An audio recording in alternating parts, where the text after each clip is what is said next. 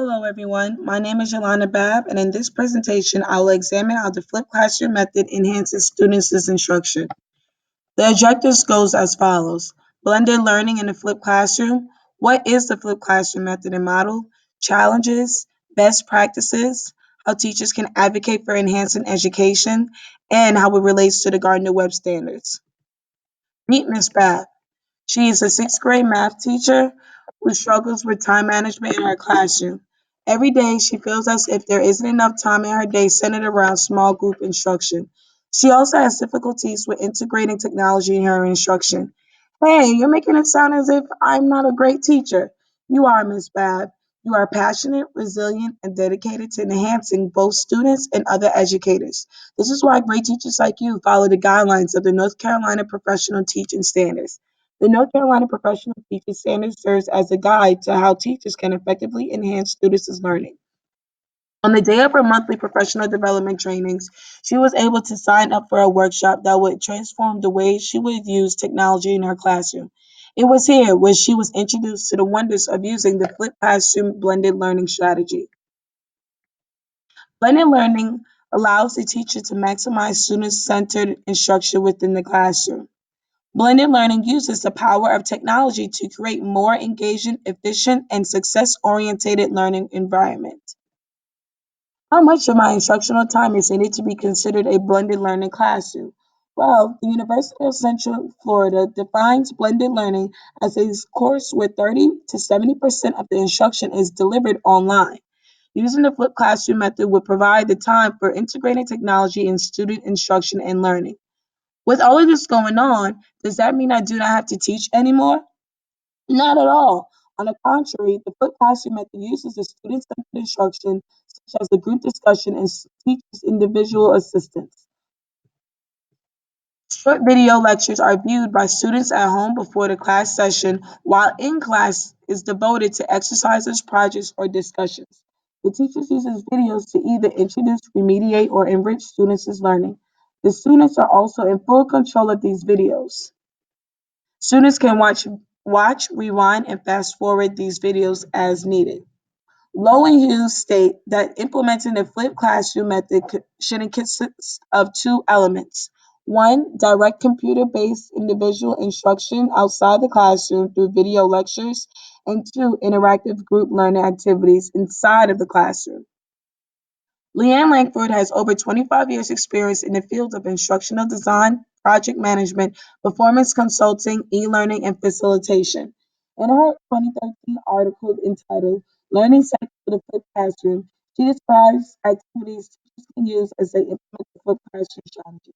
The experimental engagement stage, students are being introduced to a new topic. Students can complete interactive games and hands-on activities. Once the students have completed the experimental stage, they explore the conceptual understanding of the topic, where the teacher can incorporate instructional videos within student learning. During the meaning and making stage, students are encouraged to reflect on their own learning. They can write in their journals about the new things they have learned. Some teachers may even have their students blog about what they've learned on a student-friendly online website. Finally, teachers are given the time to demonstrate what they learned by applying it to a project or presentation. Students can also recreate instructional videos using the information they have learned. So the flipped classroom method basically means that I'm providing students with prerequisite learning in order to maximize student-centered instruction. Eureka, Ms. Babb. Okay, now it sounded too good to be true. What's the catch? Well, the flipped classroom is an easy model to get wrong. Here are a couple challenges. Time for preparation, lack of technology materials, the instruction may lack the skills related to appropriate technology usage, and the students may not be responsible enough yet. Then, in order for a teacher to flip their classroom appropriately, teachers must remember that the sole purpose of the flipped classroom model is focused on the student-led learning while still providing time for in-class differentiated instruction. First, you need to devise a plan. Will you use your own videos or videos already made? What presentation software or Web 2.0 tool will you use? Some of these Web 2.0 tools you can use are Camtasia, Khan Academy, Google Classroom, and my favorite, Edpuzzle. Also, you may want to determine whether you have the actual time to create your videos. Does the video adequately provide instruction for student learning? Next is to start small. Many teachers get excited and start flipping everything. Keep calm. Start with just changing one lesson. For example, you may want to introduce students to equivalent fractions by assigning them a video to watch. Then they will answer questions related to the video topic. You may assume that all students are capable of watching videos online. However, watching a video to gain information, especially for a flipped classroom, is a little different. Since the students are in sole control, they will need to learn when it's time to pause and take notes or even rewind to a specific spot that illustrates the correct answer. This can be easily done. Teachers can provide students with time within the classroom to complete the activity.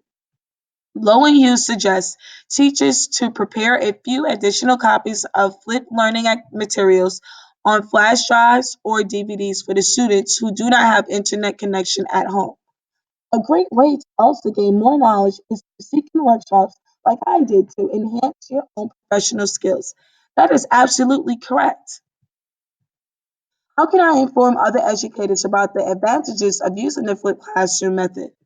While getting informed is the first step towards teacher advocacy, educators must determine what they want to specifically advocate, in this case, the flipped classroom strategy. Like you, Ms. Bab, teachers can attend workshops or online webinars. A part of being an advocate for educational change is to practice what you preach.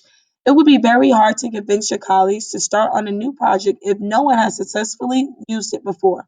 Another part of advocacy is to teach others what you discovered.